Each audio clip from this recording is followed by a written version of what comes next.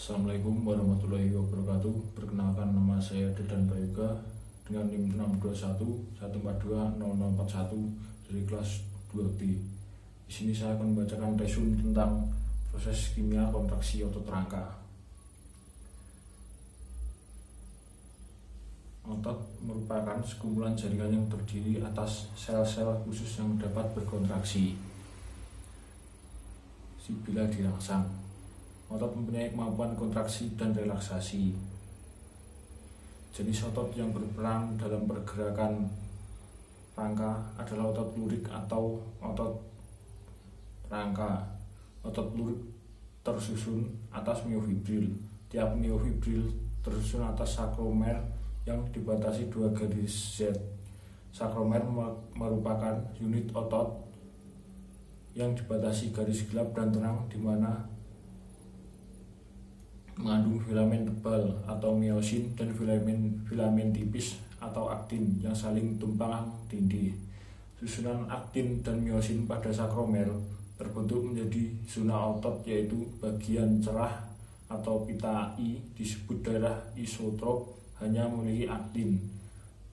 Bagian gelap atau pita A disebut daerah anisotrop, memiliki aktin dan miosin. Garis H, Hales atau Hales serif terdapat dalam pita A, merupakan bagian agak cerah di kanan garis M yang bebas dari unsur aktin. Garis M atau nitel sakerib terdapat di tengah-tengah pita A, suatu garis yang disusun oleh bagian tengah filamen miosin yang menebal. Garis Z atau Swiss senserif atau intermediate disebut berupa garis tipis dan gelap yang membagi pita I sama rata. Ketika berkontraksi, sel otot dapat memendek karena ada pemendekan dari zona-zona atau pita-pita di dalam sakromer meliputi zona Z, zona H, dan pita I. Sedangkan pada relaksasi, maka sel otot dapat memanjang karena ada pemanjangan dari zona-zona atau pita-pita di dalam sakromer meliputi zona Z, zona H, dan pita I. Kontraksi otot terjadi saat otot memendek dan menebal. Pada keadaan ini akan terbentuk aktomiosin yang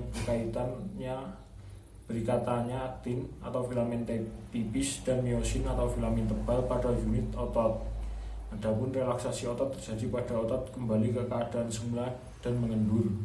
Otot yang berelaksasi akan terjadi penguraian aktomiosin menjadi aktin dan miosin kembali. Mekanisme kontraksi otot dan relaksasi otot ini digambarkan sebagai metode sliding filamen, yaitu pergeseran filamen otot yang membentuk aktomiosin dan terurainya kembali aktomiosin tersebut. Kontraksi otot memerlukan energi tersebut disuplai dalam bentuk energi kimia.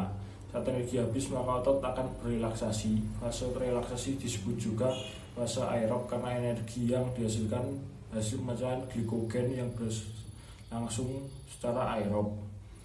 Asam laktat adalah hasil samping dari penguraian laktasidogen.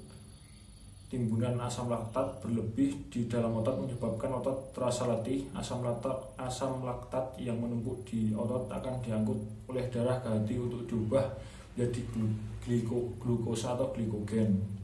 Glikogen disimpan dalam hati dan otot. Mekanisme kontraksi dan relaksasi otot secara lengkap sebagai berikut. 1. Otot mendapat rangsang. Ujung saraf motorik akan melepaskan protein otot berupa asetilkolin. Asetilkolin menyebabkan terlepasnya ion Ca. Aktin aktif pemecahan ATP. Miosin aktif merangsang pembentukan aktin miosin.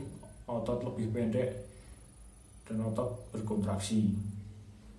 2. Relaksasi. Tidak adanya rangsang lagi, berkurangnya ion Ca, aktomiosin terurai, otot kembali ke semula, otot memanjang. Terima kasih. Hanya itu yang bisa saya sampaikan. Bila ada kurang lebihnya saya mohon maaf. Wassalamualaikum warahmatullahi wabarakatuh.